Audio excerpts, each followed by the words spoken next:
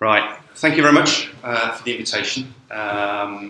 It's great to present to an audience that are learning. They want to understand this, and the conversations that I've had this morning. This subject is massive.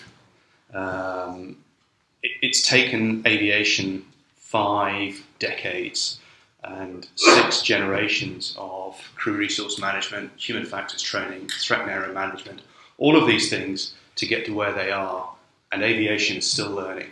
The work that I'm trying to do is try and shortcut a lot of this in a structured manner and inform the diving community, and part of that is coming to presentations like this. My background, I spent 25 years in the Royal Air Force, 10 years of which was flying on C-130 Hercules transport aircraft, teaching low-level and tactical operations.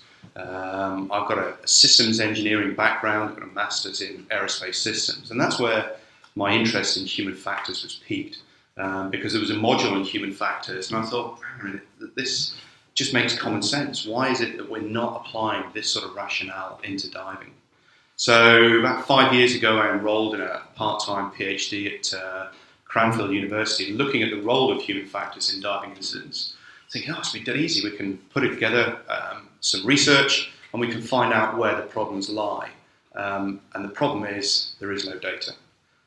When we talk about incidents and adverse events and near misses, trying to get the context and the story behind it is nigh on impossible. So I'm just going to have a show of hands. Who's had something which they would consider an incident or a scary moment or a near miss that they felt actually we could have learned from that? Hands up. Okay, so how many of you then reported to some sort of data collection system that allowed other people to learn from your mistakes? Oh, wow. Okay. and therein lies part of the problem. That we know that these things go wrong, and as Simon said this morning, a lot of this is about evidence-based education. And it's very difficult to get that data when people don't want to talk about it. So the structure of this presentation is going to be a bit about human error and human factors, a case study, and then look at just culture at the end. So in terms of diving, I'm a GUE Tech 2 diver, and I'm a Mod 1 CCR on the JJ. And last January, I piloted the first human factors or crew resource management class for divers. And then last year, I trained 70 divers, the majority of which were in the US, in these sorts of skills. And it's a difficult sell to say that we already do this, so why should I take extra training? Pretty much everybody has said, well worth it, and thanks very much. Last year I was also appointed the Director for Risk Management for GUE with a view to improving the performance of the instructors and the students themselves by focusing on debriefs and just culture and talking about where things go wrong and how they led to that. But ultimately, this is about good people doing their best.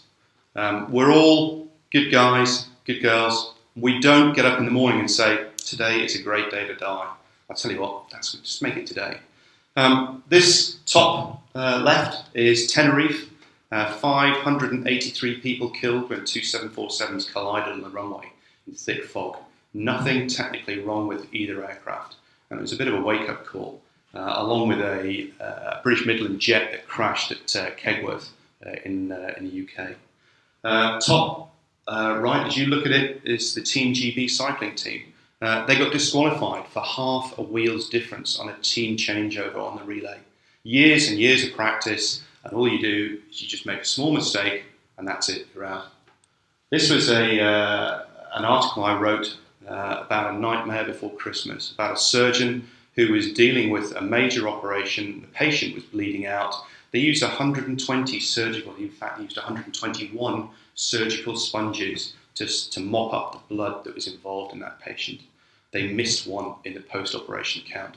And that surgeon got nailed by the investigation team within the hospital for making a mistake.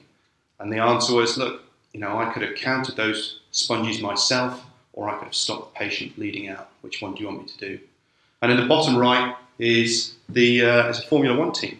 And they take time, goals to be the most important thing.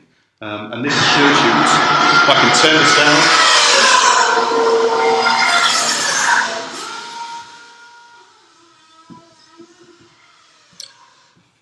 I'll show that again, just because it was rather quick.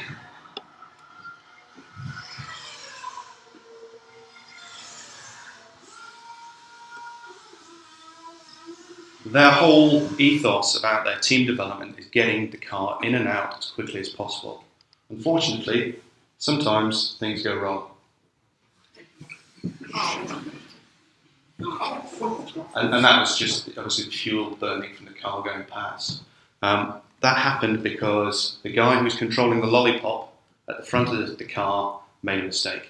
And that was it. They went from first to 13th place in that race. People try to do the best they can, but they make mistakes.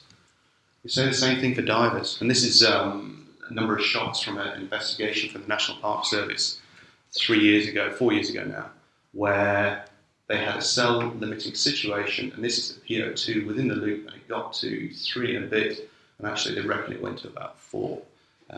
He was rescued by his buddy, and the reason was the cells were out of date. And you can say, oh, why didn't they change them?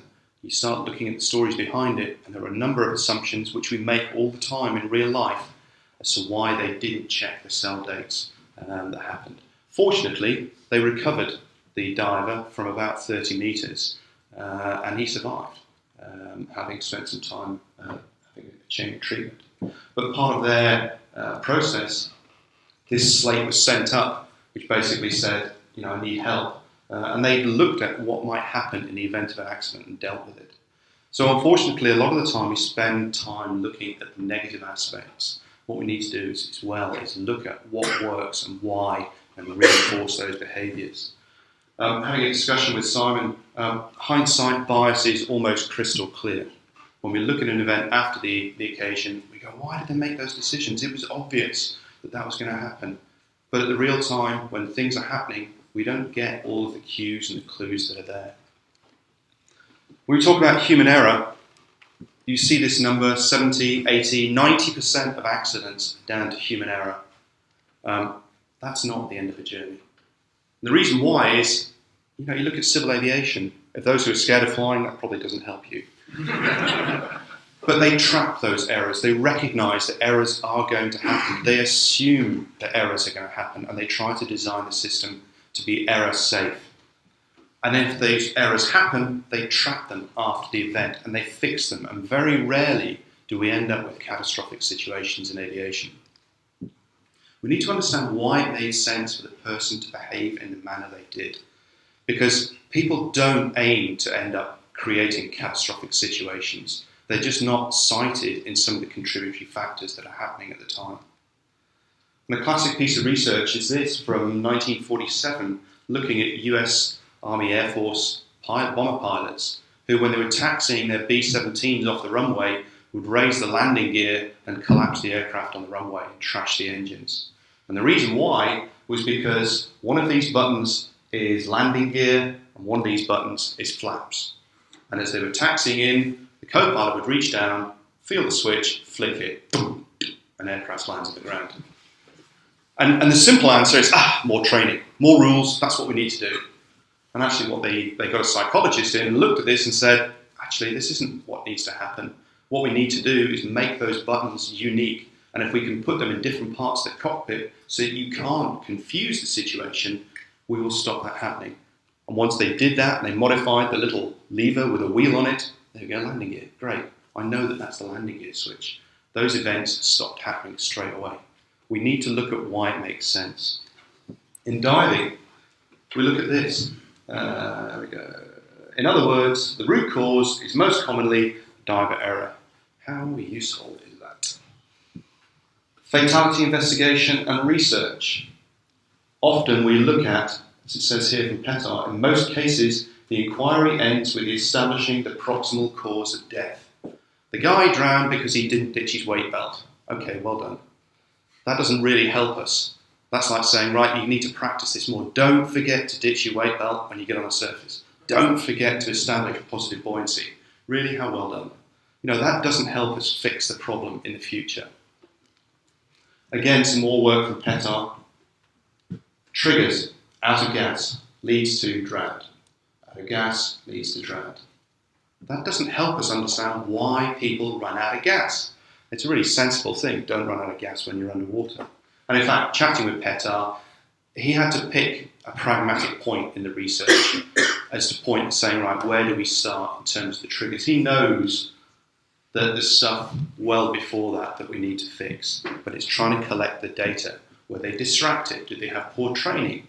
Did their equipment fail properly? What was the reason why they ran out of gas? In aviation, they addressed this by developing crew resource management over a period of time. I'm quite glad I wasn't around aviation in the 60s. It's not a particularly safe time to go flying. Now, when we look out here, it's down in almost the noise. And the major crashes we have are fairly few and far between, and we get the oddities like the German wings suicide situation, MH370 disappearing, MH17 the shoot down. Those major events are those outliers that we just can't think about, or we haven't thought about. So we look at events based on the outcome and what it means to us. I just want you to watch this short clip and judge how sane you think this guy is. A is wingsuit flying, which has got a massive fatality rate. There was something like 15 people killed in the summer of last year alone.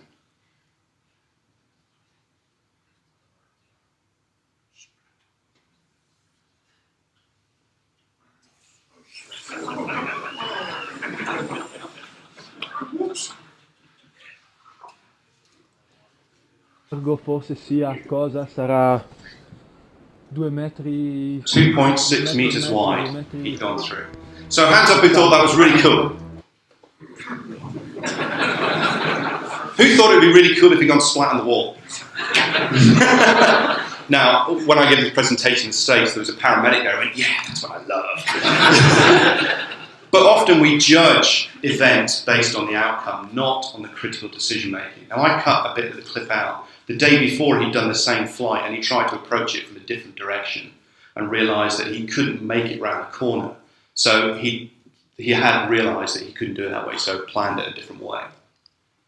So I'm going to show you another clip now, and I want you to shout out as the sort of clip develops what you think is going to happen. And those who say, well, this guy's not wearing a hat, so what? It doesn't bear any resemblance to what's happening. So what do you think is going to happen? Well, this is going to roll down? This one's going to roll down. The big... The crane's going to fall, okay. Under the weight, okay. Somebody who's in construction went, well, this might come off here because he's not tied in properly. Well, that's because he's got a construction background. This one. Okay. It'll swing by, maybe into these guys? There's no break. Have you seen it before? Yeah. Oh, thanks.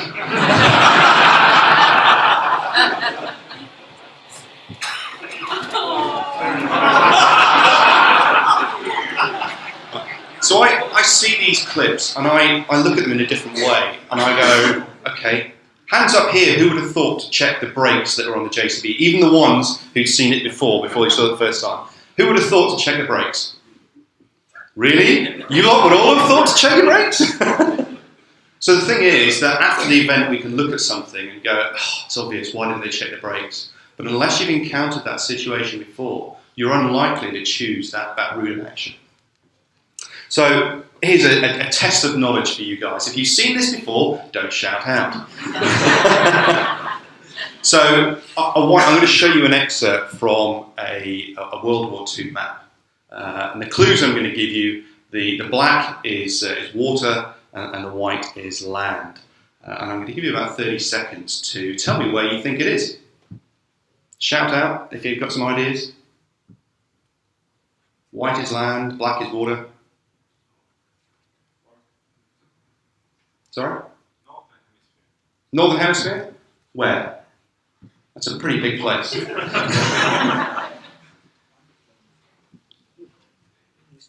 English Channel? Nope. To make even more pressure, nobody's got it right yet.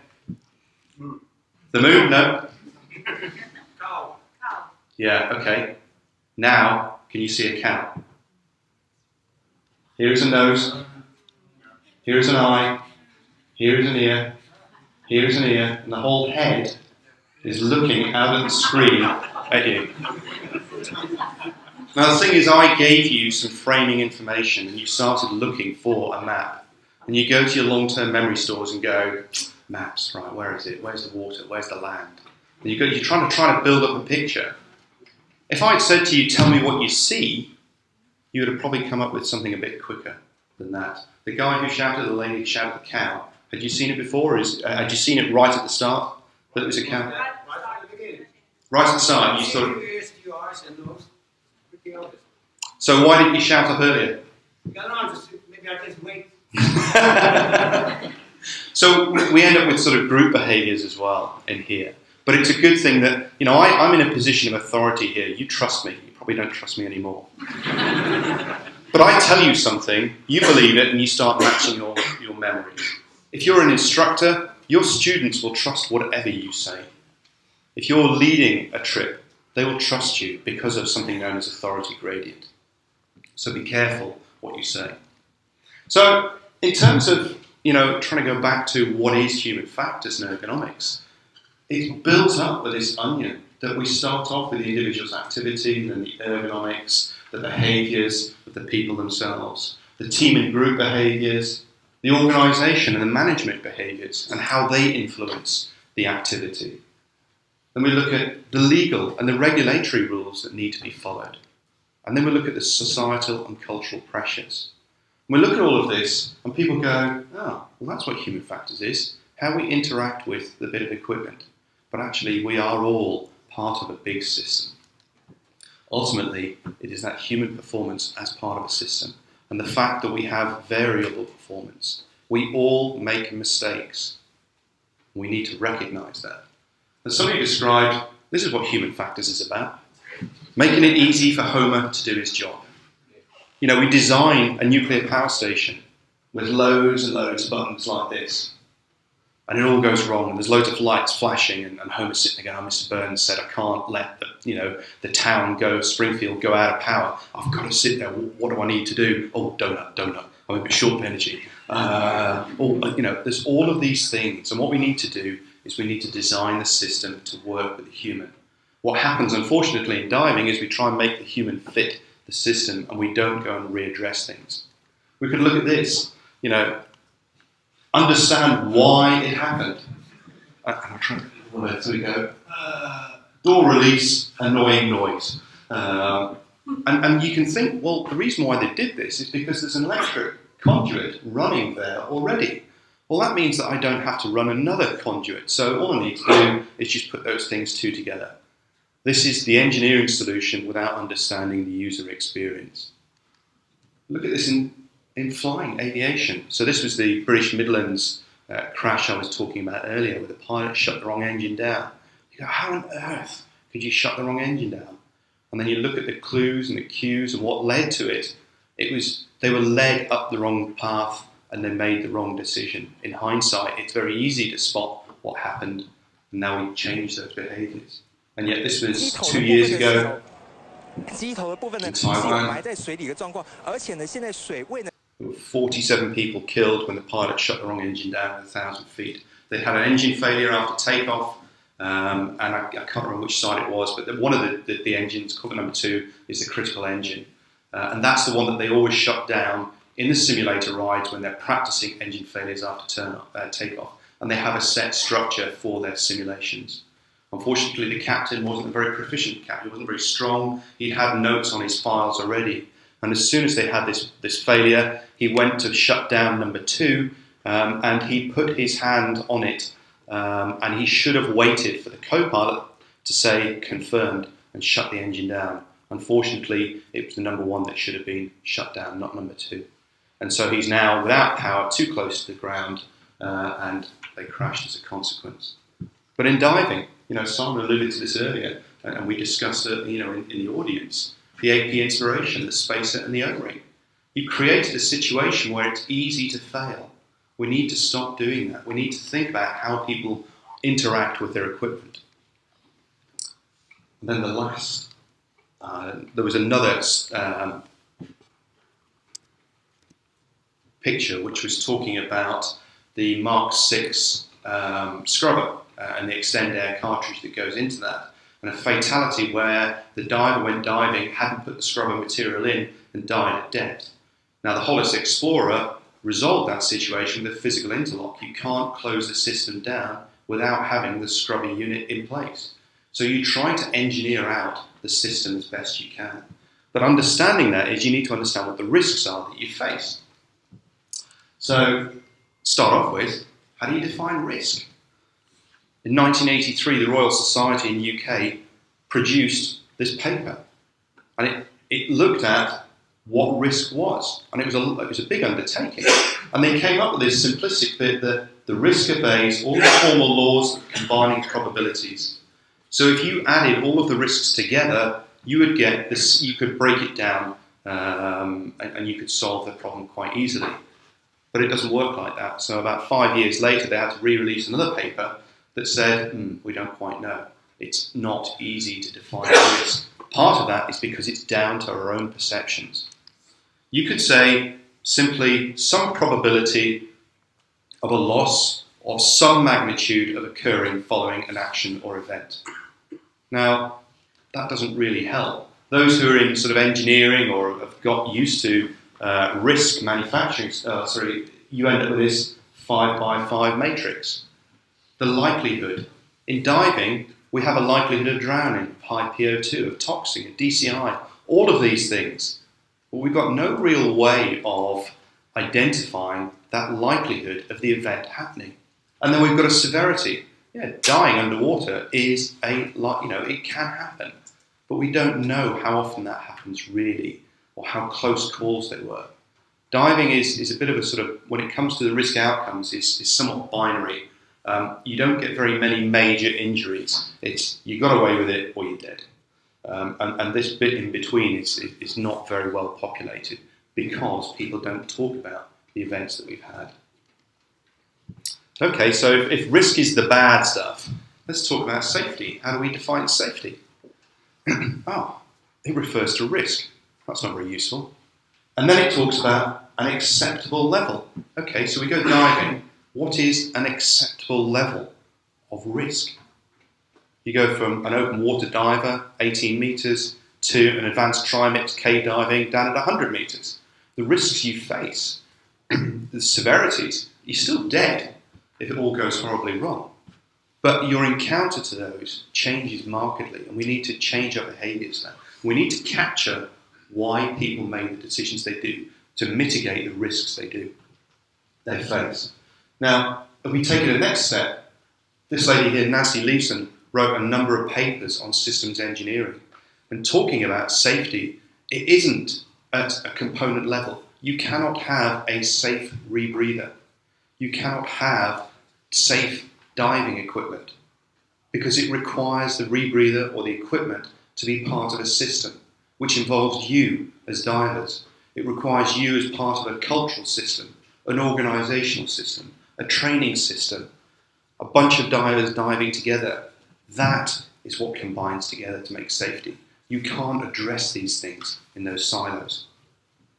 So I think a much better definition is this guy called Tom Conklin, who does a lot of work in the States in high-risk organisations. And it's that, not the absence of accidents. You can have statistically, no accidents happen, but there's really bad practices going on, and there's luck, an awful lot of luck involved. So it's the ability of the system to fail safely is the important part. So there's a little diagram that I put together, which is similar to those who've got an engineering background or safety background, bow tie. These are all the things you do on this side to prevent the bad thing happening. And then we try to prevent the bad thing happening, creating deaths. So down this side, we try to get the probability of the event to be as close to zero as possible. But those who recognise that human error happens all the time, we assume that that adverse event will happen. That we're going to be in a situation where we do get some defect, we do have an injury, we do have a lost diver. We need to understand how to fail safely. Excuse me, I'll turn this. So, those who are proactive in terms of this sort of thing try to mitigate the risks.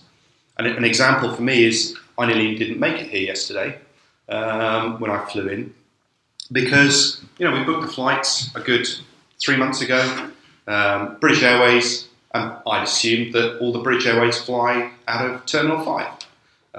It's a fair assumption. There are very few fly out of other terminals at Heathrow. So I booked my car parking at Terminal 5 and I drove there. Now, 2 days beforehand, the car battery, or the unlock key for my car, the battery died. So it's a special battery, so I ordered it from Amazon to be delivered on Thursday. It didn't get delivered, which meant that I now couldn't leave my car in a car park unlocked. So I give myself some spare time on Friday morning, and it meant that instead of being at Heathrow at 9 o'clock, I was sitting outside an electronics store about a shop half an hour away from Heathrow. So I've already cut down my margins about what I need to do. So I fit new batteries, get there, get to the car parking terminal at Heathrow and find out that actually I'm flying out of Terminal. At this point, I don't know. I've forgotten to phone the car parking company because I've been distracted that they're supposed to meet me there and I'm supposed to give them a 15-minute lead time. So I'm now sitting there in the car park, already late, waiting for a driver to come and pick the car up. So I now go in there with just over an hour to go into Terminal 5, scan my card, please see the staff. You're supposed to be in Terminal 3, not Terminal 5. So I get on the express train, go across Heathrow, and I get to the gate with 45 minutes to go, just before they're closing the gate. So from my own perspective, I always build fat into the system because I never know what's going to happen in the world. And that's the same thing from the diving point of view. I tell a story of if the risk is 1 in 1,000 of something going wrong in diving, if you say to your students, right, we will do the checks perfectly on that one dive, but you need to identify what that one dive is before we get in the water. But I can't do that, all right? Let's do the checks properly every time. And I know that isn't how statistics work, but simplistically, you don't know when things are going to go wrong. So we put together a systems view, a systems approach of trying to solve these problems at the sharp end. And a number of you, I'm sure, will have come across the Swiss cheese model, and it's shown as a static picture, but this is something that shows it in a bit more reality. And actually those holes change size at the same time, but the guy who put the animation together said it was a bit difficult to do that. So.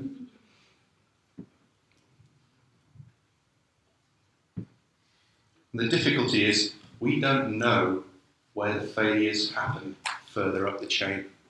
So we need to be as proactive as possible to do the stuff as best we can to make sure that the system is working as close as well. If we look at the lower two levels, the precondition for unsafe acts, this is work that was done in 1986, so it's not new. If you're unfamiliar with the situation, which is important but infrequent, emergencies while diving, you have a 17 times greater chance of making an error with what you're doing. If there is a shortage of time between error detection and the correction, you are 11 times more likely to make an error in that situation. Engineers versus operators. They have some great ideas, engineers, but they don't necessarily get to use the equipment. And they are coming from an informed perspective as opposed to somebody who's beginner. And you just look at this and go, how could anybody do that? Well, Murphy's Law will find a way of solving that problem for you, and hopefully it doesn't end up with somebody dead.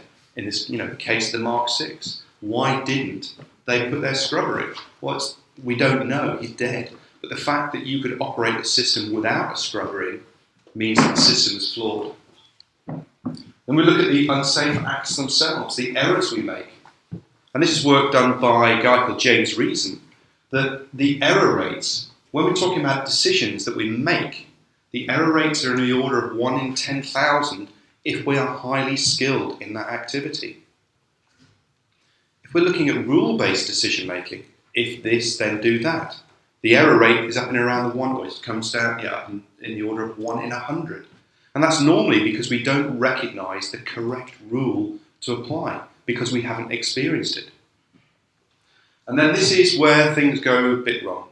Knowledge-based decision making, where you try to make the best fit with what you're experiencing to what you can resolve in your head.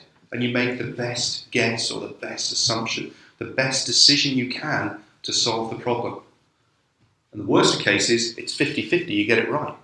Now, when you're in a life-threatening situation, being underwater, those aren't pretty good odds. So again, this is the reason why we say, look, make sure the skills are sorted.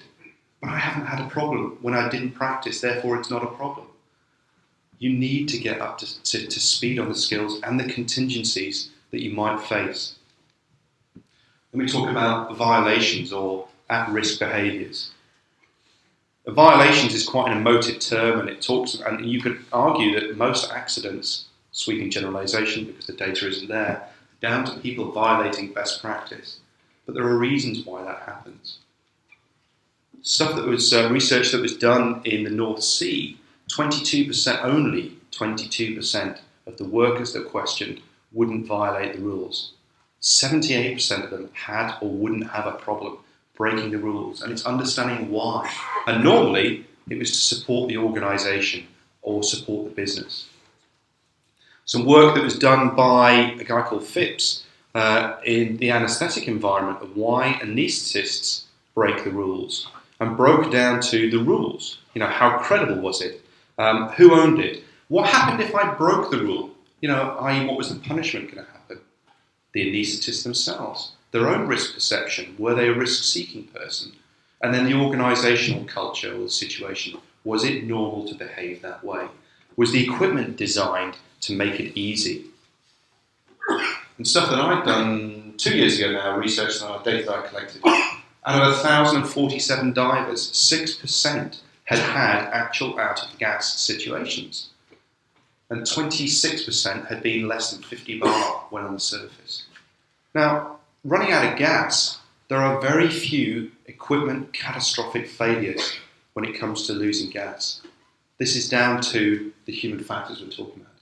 23% of divers had an unplanned separation leading to a solo ascent. In effect, they'd lost their buddy and then carried on. Losing a buddy, even in really poor visibility, shouldn't happen. Most of the time, it's just not paying attention to what's happening around you because you're distracted and you're not really looking for those people. It's not part of the training system to actively look for people.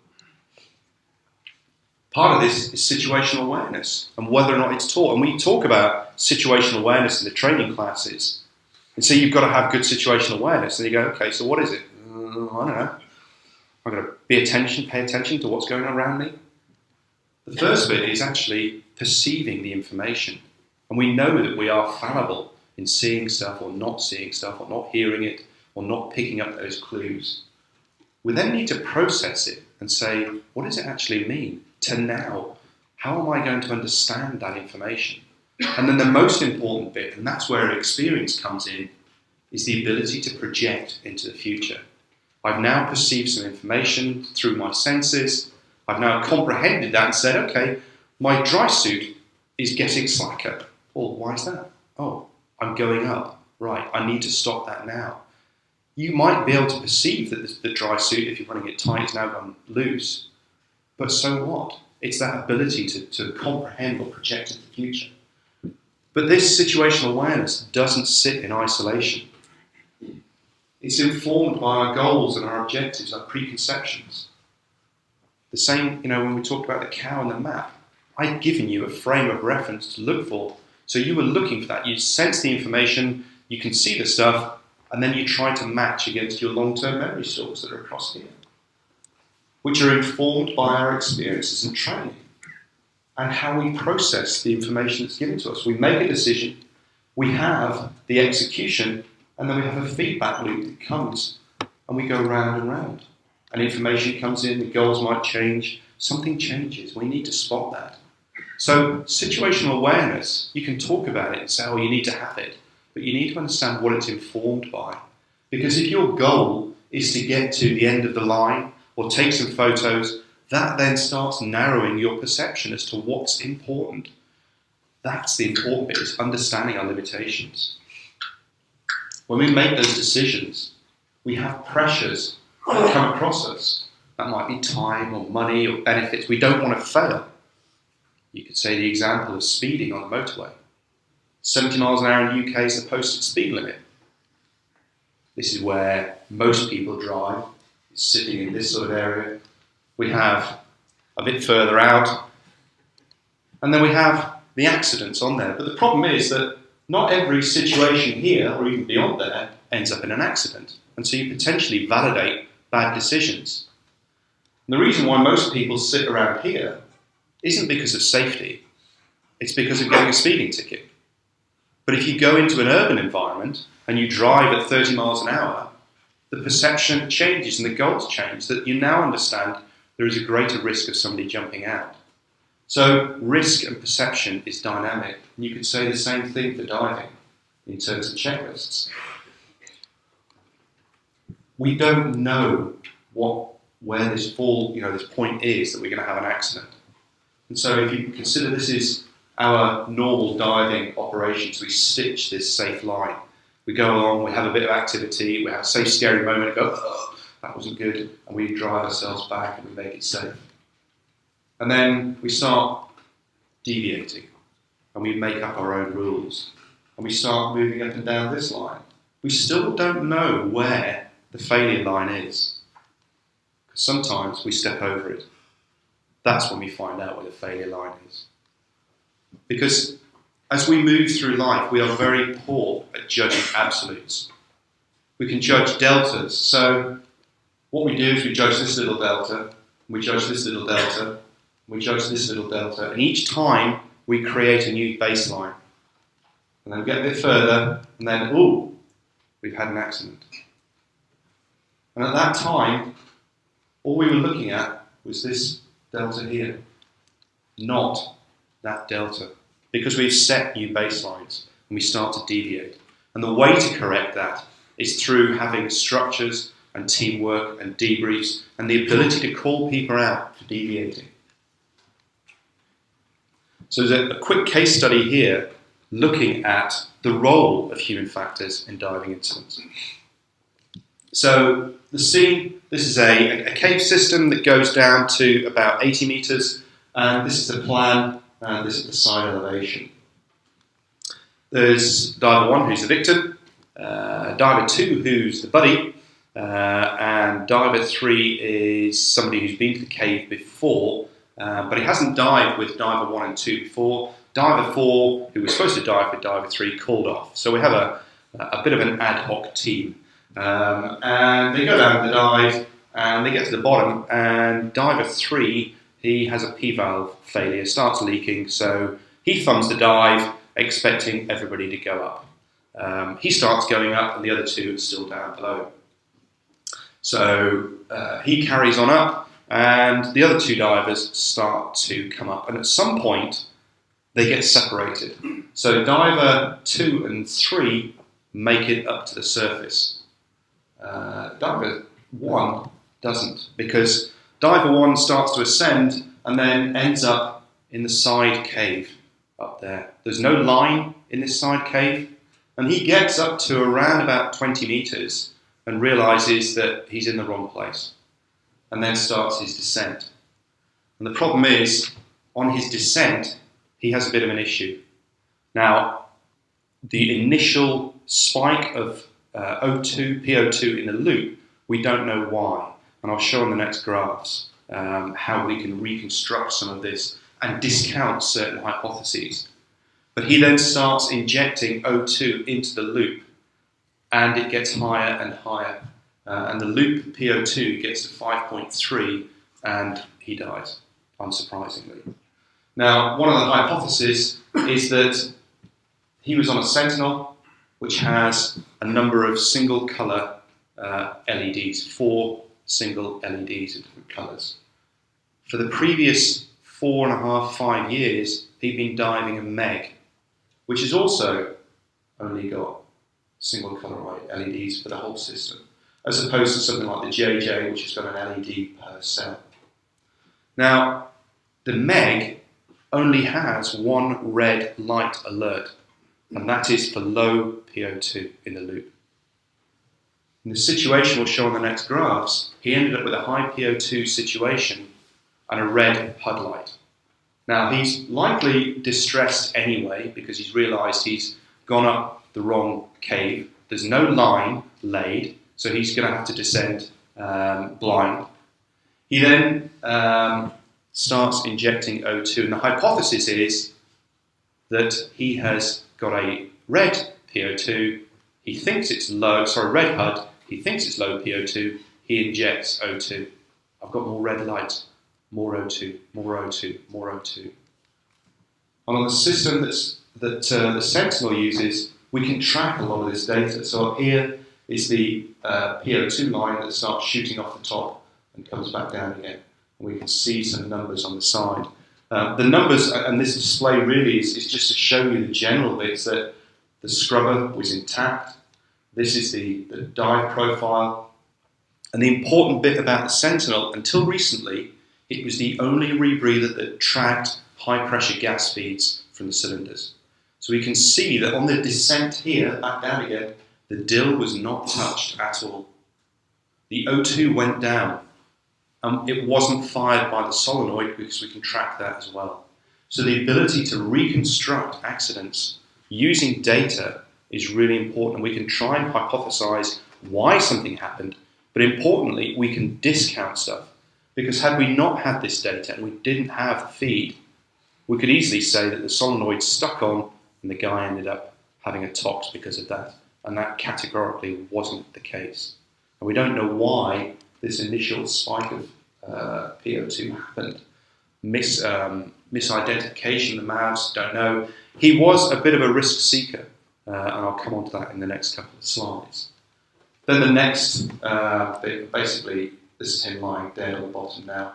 PO2, the CO2 starts to drop in the loop, and the scrubber is starting to cool down. In terms of human factors, why didn't they all go up at the same time?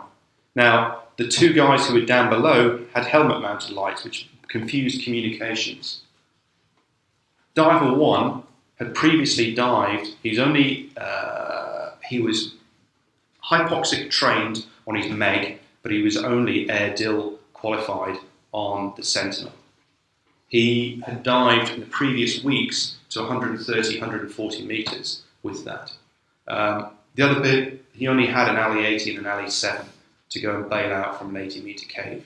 Now the other bit was, he didn't touch the he didn't interact with the handsets and he didn't bail out. We don't know why. But if you're on the upslope of a cave and you know you've got to go back down to 80 metres and then you've got to come back out again, you know that you're probably not going to have enough gas. So again, planning to fail. Standardisation of HUD symbology. You look at all the systems out there, there are no standards. Stress and the cognitive tunnelling that's happening. You get more and more panic, you start looking more and more, focusing on this, why isn't it solving the problem? And you get more and more stressed about it. You try to solve it the same way, but it's not helping. This wasn't a mechanical or a technical failure. And actually most accidents are not down to undetected technical failures. We can discount hypotheses and we can build other ones. Unfortunately, my personal view is fatalities are a really poor way of learning from events because we're not able to ask, why did you make the decisions you did in a non-confrontation manner, because they're dead. Complex problems lead to combinatory effects. 2 + 2 is greater than 4. You can try and dissect those and treat them individually, but actually it's when you get them together is the issue. And this is where we can learn from other environments. That just because you're incredibly skilled, it doesn't mean that you are safe. We have a number of known knowns, known unknowns, and how we develop and build those. These known knowns, those are the skills that we practice, we know are going to happen. Skill-based and rule-based decision making. Then we get to the known unknowns, potential failures. What's going to happen? And we solve those through both technical and non-technical skills. Decision making, situational awareness, teamwork, communications. Then we go into the unknown unknowns, which by definition we don't know what's going to happen. But you could say things like a cave collapse in Parker Turner's case in Florida. And that's why I put the program together that I have, both an online and a classroom-based system. And it's to look at making good decisions. And we get good decisions by making or having good situational awareness. And that comes about by teamwork and communication, leadership and followership. We need to understand those interactions because ultimately what we want to make is good decisions. We make the best decisions we can given the information we have. And if we can improve that information by using teamwork and communicating effectively, we can get better. But part of that communication process is having a just culture and the feedback system so we can talk about the mistakes we've made. We looked about who'd reported stuff. Why? Well, I don't want to talk about it because I don't want to look like a fool. People are going to throw rocks at me for making mistakes. Hang on a minute, pretty much everybody put their hand up here. Everybody makes mistakes and we need to change the attitude towards that. In the UK military aviation, we have a number of tests as part of that just culture. We look at unintended actions, unintended consequences. We can look at errors. Intended action, but an unintended consequence. So we could say violations. But we didn't mean to break the rules. Or if we did break the rules, we're looking at this situation because it meant that we had to break the rules. Then we look at a bit further to the right, all the way to sabotage. And that really doesn't happen much in diving because then we're talking about criminal events. There are a number of tests. One is, would another ordinary person with the same experience, knowledge, environment, everything else like that, make the same mistake? And has that event happened again since to the organisation or to the individual? Because if it has, it's unlikely to be an individual issue. The fact that we have so many people running out of gas is not an individual issue. It's a training or a system issue that needs to be resolved. Separation shouldn't happen. That is a training problem. Yes, separation in itself doesn't cause fatalities, but it takes away a safety net that's there to help. But ultimately, someone still has to draw the line. And unfortunately in the US, that's normally the lawyers. In the normal diving community, it's your peers. And in the modern life, it's about social media, where people start throwing rocks. There'll be the armchair quarterbacks who look at the situation and go, why did you do it that way? That was stupid. It was obvious. Well, it can't have been obvious because otherwise you wouldn't have made the mistake. So, to summarise, human error is normal. Failure is normal. We need to teach people that failure is normal, that we're going to work through it, and we need to discuss why those failures happened. If you end up reading an accident report that says human error, diver error, wrong, that's where you stop digging. You need to start looking further. And the ability to look further is based on the community, the ability to be questioned in a critical manner. Don't take it emotionally, but take it in a factual, critical sense. That just culture needs to be grown from the organisations. That we need to be able to promote that. And that includes the senior instructors putting their hands up and say, I made a mistake. I did this. And I've just kicked off an effort with GUE to start putting instructor not named stories into the journal we have every quarter so that we can grow the culture that those at the top of the organisation recognise they make mistakes and can put their hands up. We certainly have more risks than the commercial and military environment because we don't have a definition of acceptable risk. We don't have an organisation that manages it. Risk is in the eye of the beholder, and we don't know how far we've stepped to that failure line until it goes wrong. And my personal belief, and I'm working with a number of agencies, is that all diving and training should have some form of human factors taught in it. Questions? Up there, the online microclass that's available on that address, when I get to an internet, I'll put that code in. So tomorrow morning, If you want to see what the online class is on, have a look at that address, and there is a discount for those people here. But on that, we'll take questions.